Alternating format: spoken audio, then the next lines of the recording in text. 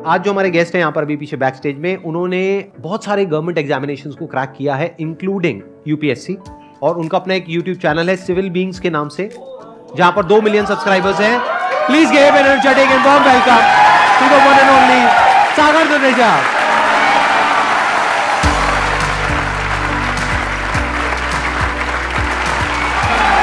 Sir, क्या हालचाल?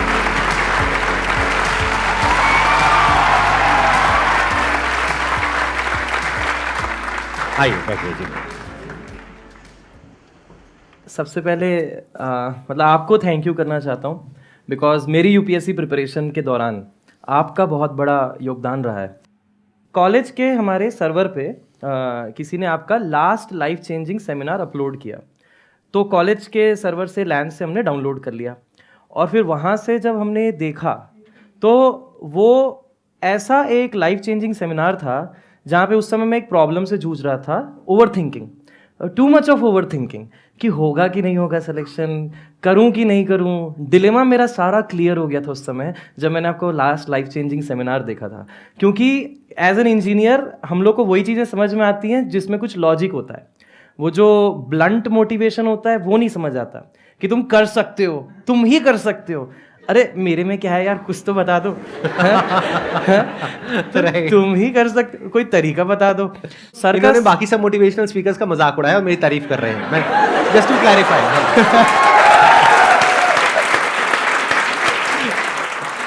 वो जो वीडियो है 2 घंटे 11 मिनट 28 सेकंड की, जिसमें 1 घंटे 12 मिनट 13 सेकंड पे ओवर थिंकिंग के बारे में बताना सर शुरू करते हैं, तो वो वाला पोर्शन तकरीबन मैंने 100 बार देखा होगा, ताकि ये इनकी बातें दिमाग में घुस जाएं कि ओवर थिंकिंग नहीं करनी है, रिजल्ट के बारे में नहीं सोचना है, बस तैयारी करनी है, मेहनत करनी है और 100% देना है।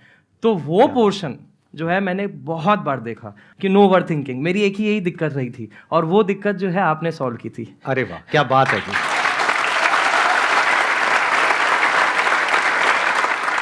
ये बहुत बड़ी बात होती है यूपीएससी को क्रैक करना, क्योंकि लाखों बच्चे चाहते हैं लेकिन बहुत कम का हो पाता है। जी। आपने कब क्रैक किया था? 2014 में। 2014 में आपने कर लिया था। उसके बाद फिर कितने टाइम तक आपने जॉब करी थी? 1.5 साल। मैंने यूजुअली ऐसे लोगों को नहीं देखा है जिन्होंने यूपीएससी क्रैक किया हो, उसके बाद में उनको एक जॉब मिल गई हो, फिर उन्होंने छोड़ी हो। जी। तो उसके वो छोड़ने के पीछे का रीजन क्या था? एक्चुअली जब 2014 में मैंने एग्जाम निकाला था, 108 रैंक था मेरा। उसके बाद सर होता ये है कि आपकी ज्वाइनिंग तक के बहुत लंबा समय रहता है। आजकल नहीं रहा है, आजकल थोड़ा सा फास्ट फॉरवर्ड हो गया है। पहले 1 साल का टाइम रहता था आपकी ज्वाइनिंग तक के, तो वो 1 साल में कुछ ना कुछ तो करना है। तो उस 1 साल में मैंने पढ़ाना स्टार्ट किया, तो इंजीनियर्स को पढ़ाया और तरह तरह के सिविल इंजीनियरिंग के सब्जेक्ट्स पढ़ाए, तो उसमें मेरा इंटरेस्ट आ गया। तो हुआ यूँ कि जब 1.5 साल फिर जब जॉब किया, तो मैं ना मिस कर रहा था किसी चीज़ को, और कहीं ना कहीं लग रहा था कि कुछ ना कुछ मिसिंग है। और फिर मैंने ये सोचा कि वाई नॉट वही चीज़ की जाए जिसमें मेरे को मज़ा आ रहा है। तो फिर मैंने जॉब पूरी तरीके से छोड़ करके पूरा समय, पूरा डेडिकेशन टीचिंग को ही दिया। और टीचिंग का आपने किस तरीके से किया? मतलब अपना इंस्टीट्यूट ओपन किया या ऑफलाइन पढ़ाया, ऑनलाइन पढ़ाया, कैसे करा आपने? नहीं, मैंने ज्वाइन किया एक इंस्टीट्यूट। अच्छा। और हमारे जो सर हैं तो उन्होंने भी बहुत सपोर्ट किया। उन्होंने कहा कि आप अपनी टर्म्स पे काम करना। तो बस मेरे को इतना अच्छा लगा ये चीज़ कि सर ने इतना फ्रीडम दे दिया हमें कि आप जैसा करना है करो। तो मुझे लगा इससे बड़ी अपॉर्चुनिटी और कुछ नहीं हो सकती है, लेट्स स्टार्ट टीचिंग अगेन। तो अभी आप ऑफलाइन और ऑनलाइन पढ़ा रहे हो। हाँ। लेकिन आप उसी इंस्टीट्यूट में पढ़ा रहे हो जहां पर आप स्टार्ट किए 5-6 साल पहले पढ़ा रहे थे, और जबकि आपको ऑफर्स अच्छे खासे आ रहे होंगे। आई एम 100% श्योर उससे तो बहुत बेटर आ रहे होंगे फाइनेंशियली। हाँ, बहुत बहुत बहुत ही ज़्यादा। लेकिन तो फिर क्या रीजन है, आप क्यों नहीं छोड़ते और क्यों कहीं और नहीं जाते? उसके पीछे आप बताइए, आप YouTube चैनल को मोनेटाइज क्यों नहीं करते?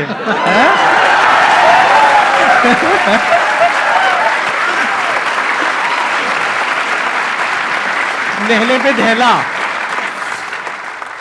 कुछ चीजें होती है ना जो एथिक्स और मॉरल से एसोसिएट हो जाती हैं, और एक लिमिट के बियॉन्ड ना फिर वो एथिक्स मॉरल्स फिर रखना अपने अंदर वो ज्यादा वैल्यू करता है रादर देन स्विच करना। उसके अलावा आपने और भी कई सारी गवर्नमेंट की जो एंट्रेंस एग्जामिनेशंस होते हैं उसको क्रैक किया है। बहुत सारे। यूपीएससी के अलावा सारे जितने दिए, सब जितने भी हैं सब क्रैक किए हैं। मतलब जितने मैंने दिए हाँ, सभी क्लियर किए।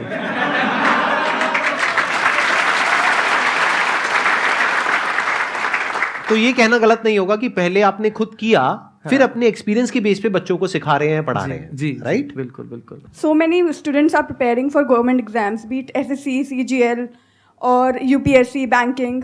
तो ऐसी क्या चीज़ है जो हमें बाकी स्टूडेंट से मतलब थोड़ा डिफरेंट बना सकते हैं कि हम क्लियर कर पाएँ? अब मैं अपने स्टूडेंट्स को भी हमेशा यही चीज़ बोलता हूँ कि सबसे इम्पॉर्टेंट है सर कि एग्ज़ाम की नीड को समझना कि हम किस एग्ज़ाम को क्रैक कर रहे हैं।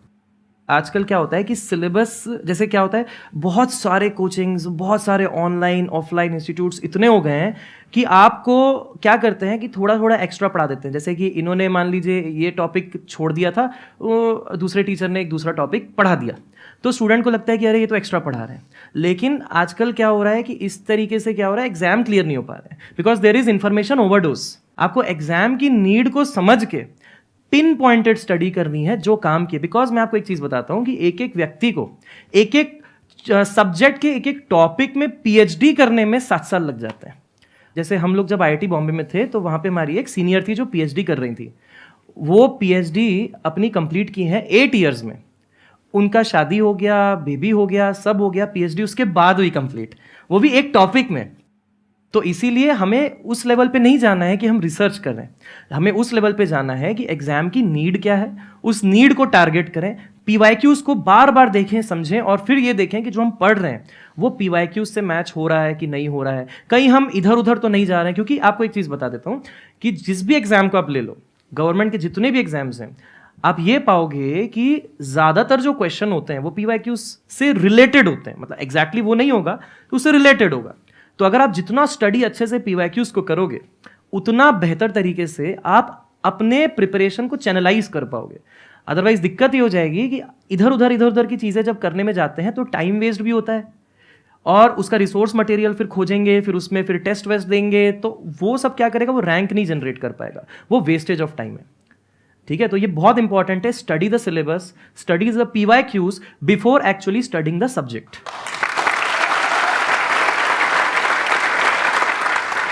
And it makes so much sense to me what you just said कि ये बेसिकली क्या होता है, सिर्फ एंट्रेंस में ही नहीं, अगर मैं एंटरप्रेन्योरशिप के एंगल से भी बात करूं तो ये बात बहुत ही रेलेवेंट है जो अभी इन्होंने बोली है। होता क्या है कि हम बहुत कुछ करने की कोशिश करते हैं या हम सब कुछ करने की कोशिश करते हैं और सब कुछ कोई भी नहीं कर सकता। We have got limited time. तो उस लिमिटेड टाइम में आप क्या कर रहे हो, उस टाइम को कैसे यूज कर रहे हो, वो बहुत इंपॉर्टेंट होता है। चाहे आप बिजनेस कर रहे हो, चाहे आप पढ़ाई कर रहे हो, इस बात को ध्यान से समझ लेना। मतलब मैटर ये इतना नहीं करता है कि आप क्या कर रहे हो उस टाइम में, मैटर ये करता है कि क्या नहीं कर रहे हो, क्या छोड़ रहे हो। एग्जैक्टली ये बहुत एक्सपीरियंस की बाद में ये बात समझ आती है। जो बात अभी इतने आराम से इन्होंने बोल दी ना, ये बात जल्दी से लोगों की बुद्धि में घुसती नहीं है। You need to have a clear focus. जैसे एक एंट्रेंस एग्जामिनेशन की बात करी जाए तो उसमें एब्सोल्युटली क्लियर होना चाहिए, एक पैटर्न देख करके कि लास्ट 10 ईयर्स का क्वेश्चन पेपर्स का ये पैटर्न है, उस पैटर्न के हिसाब से आपको समझ आ जाना चाहिए ये मेरा दायरा है, फिर उसके हिसाब से स्टडी करनी है। उसके बाहर जो कुछ है वो छोड़ देना है। मान लो 10% पॉसिबिलिटी है कि उसके बाहर से भी कुछ आ जाएगा, बट वहां पे अपना 90% टाइम क्यों लगा रहे हो। एग्जैक्टली 80-20 का रूल चलता है लाइफ में। 20% of the efforts generates 80% of the results. तो मैटर ये करता है वो 20% एफर्ट कहां जा रहा है आपका। और हम यही गलती कर बैठते हैं, मेहनत करते हैं, देखो मैं दिन में 16 घंटे पढ़ रहा हूं, 18 घंटे पढ़ रहा हूं। तो किसी को दिखाने के लिए पढ़ रहे हो, किसी को कुछ प्रूव करना है या एंट्रेंस क्रैक करना है। इसको ऐसे देखो, मेहनत किसे कहते हैं, जहां पे कुछ एफर्ट करना पड़े, बिल्कुल, और एफर्ट करने में मजा ना आए। क्लियर, यही है ना मेहनत की डेफिनेशन। बट अगर आप कहीं पर एफर्ट कर रहे हो और रिजल्ट गारंटेड है, उसको मेहनत कहोगे या वो मजा हो गया। बहुत सारे लोग तो जाते हैं, ट्रैकिंग करते हैं, ये करते हैं, वो करते हैं, माउंटेन क्लाइंबिंग करते हैं, उसको उसके मेहनत भी नहीं पैसे बोलते, लगते हैं, वो भी उसको मेहनत नहीं बोलते, उसको एडवेंचर बोलते हैं। जबकि मेहनत वहां पर भी हो रही है, बट वो एडवेंचर है। क्यों? क्योंकि मजा आ रहा है। तो जिस काम में मजा आता है वो एडवेंचर हो गया। तो ऐसे ही अगर आप मेरी लाइफ को ध्यान से स्टडी करोगे, मैंने कभी मेहनत करी नहीं, मुझे पता ही नहीं मेहनत क्या होती है, एडवेंचर पता है मुझे। क्यों? क्योंकि मैंने हमेशा फिगर आउट करने की कोशिश करी है कि जो मैं कर रहा हूं वो क्यों कर रहा हूं, उसके पीछे क्या रीजन है, उससे क्या होने वाला है। तो जब ऐसे हम समझ करके करते हैं ना किसी भी काम को, तो वो एडवेंचर हो जाता है। तो ये एडवेंचर में और मेहनत में अच्छे से हमको फर्क पता होना चाहिए। तो your this journey to crack an entrance exam, जो अभी आपने बात करी थी, that could be adventurous, that could be fun, क्योंकि जो 99% लोग नहीं कर पा रहे, आप वो कर पा रहे हो, और अगर आपको क्लियर समझ आ रही है ये बात, तो आपकी करने की पॉसिबिलिटी बहुत बढ़ चुकी है। फिर चाहे आप वो कर रहे हो, चाहे आप कोई बिजनेस कर रहे हो, व्हाटएवर इट इज, तो वो एडवेंचर हो गया, वो फन हो गया। बट अगर ऐसे ही कर रहे हो जैसे सब कर रहे हैं, तो हार्डवर्क हो गया भाई।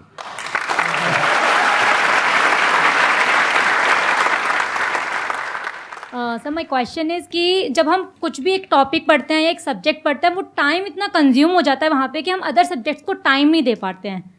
और एट द एंड जब हम रात को एनालिसिस करते हैं कि हमने होल डे में क्या किया है और कहाँ पे हम लैग कर रहे हैं, तो फिर हमें गिल्टी भी फील होता है, रिग्रेट भी हो रहा होता है। इस चीज़ को, इस प्रॉब्लम को हम कैसे ओवरकम कर सकते हैं? ये एग्जैक्ट सेम प्रॉब्लम मेरे प्रिपरेशन के दौरान भी मुझे हुई। तो मैंने अपने आप से कुछ सवाल पूछे। मैं आपसे भी वही चीज़ पूछता हूँ, यस सर। ये टाइम टेबल बनाया किसने? काइंड ऑफ लाइक हम नहीं, खुद ही किसने डिसाइड बनाया? करते खुद ही हैं। डिसाइड Yes, किया। टारगेट पूरा कौन नहीं कर पाया? हम खुद ही नहीं कर पाए। किसको दोष दिए? अपने आप को। अपने आप को। Yes. तो अगले दिन टाइम टेबल को मॉडिफाई भी तो करना पड़ेगा। कोई चीज जब पहली बार एक्सप्लोर की जा रही है, how can you exactly know कि आप कितने टाइम में उस चीज को खत्म कर पाएंगे? तो एक तरीके से आप ऐसी चीज के लिए खुद को दोष दे रहे हो जो आपकी गलती की वजह से नहीं हुई है। बिल्कुल ठीक बात है। तो ऐसे चीज के लिए दोष खुद को देना ही क्यों है? जब मेरे साथ ऐसा कई बार हुआ होगा, तकरीबन 50 बार हुआ होगा, तो मैंने ये चीज रियलाइज की सोच के बैठ के कि मैं किस चीज के लिए खुद को दोष दे रहा हूं। यार ऐसी चीज के लिए जिसको मैं जानता नहीं हूं, उसको मैं फर्स्ट टाइम जानने की कोशिश कर रहा हूं, मुझे क्या मालूम कि कितना समय लगने वाला है। तो अब टाइम लग गया तो लग गया, गिल्टी फील करने वाली क्या बात है? एटलीस्ट टॉपिक तो समझ में आया, कोई बात नहीं। अगले दिन थोड़ा मैं सोच समझ के और सही तरीके से कोशिश करूंगा, इटरेट करके, कि अब मैं थोड़ा और करेक्ट टाइम दूं। ये इटरेटिव प्रोसेस है। जैसे जैसे आप करते जाओगे ये इटरेशन सही बैठता जाएगा, उसमें भी मार्जिन ऑफ एरर है। लेकिन जैसे जैसे आप पढ़ाई को आगे बढ़ाओगे, आपको रियलाइज होना शुरू हो जाएगा कि इस टॉपिक को करने में लगभग इतना समय लग सकता है। इट्स ऑल इटरेशन, क्योंकि जो भी चीज़ फर्स्ट टाइम की जा रही होती है वो इटरेशन होती है, और उसमें खुद को गिल्टी करके वहां पे काम को रोकने कोई मतलब नहीं है। समझे बात? एक्सीलेंट पॉइंट जी, बहुत बढ़िया पॉइंट।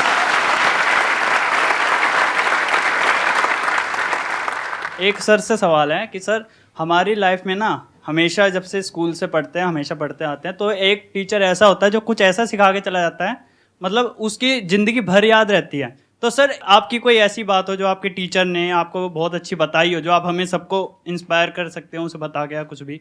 ये है हमारे NIT रायपुर के प्रोफेसर हैं, डॉक्टर समीर वाजपेयी।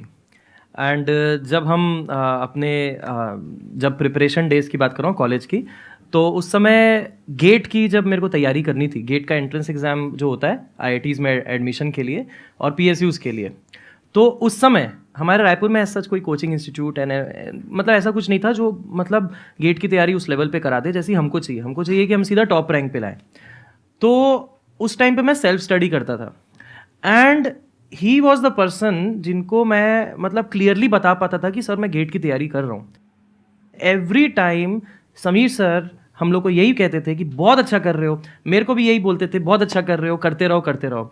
तो मतलब एक टीचर वो होता है जो अपने स्टूडेंट को नो मैटर व्हाट उसको बेस्ट से बेस्ट परफॉर्म करने के लिए हमेशा मोटिवेट करते रहे, चाहे वो स्टूडेंट कैसा भी हो, क्योंकि ना कौन सा स्टूडेंट कब क्या कर जाए कुछ पता नहीं है। बहुत बढ़िया, थैंक यू सो मच।